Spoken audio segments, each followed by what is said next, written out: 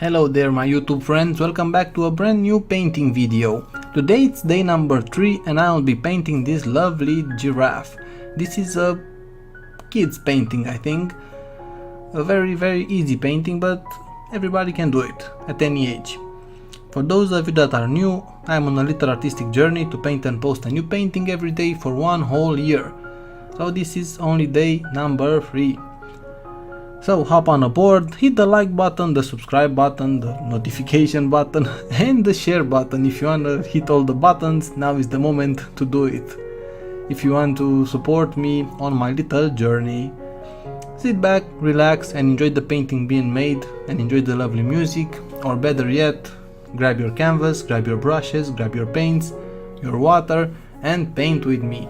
Either way, just have fun, relax and enjoy life.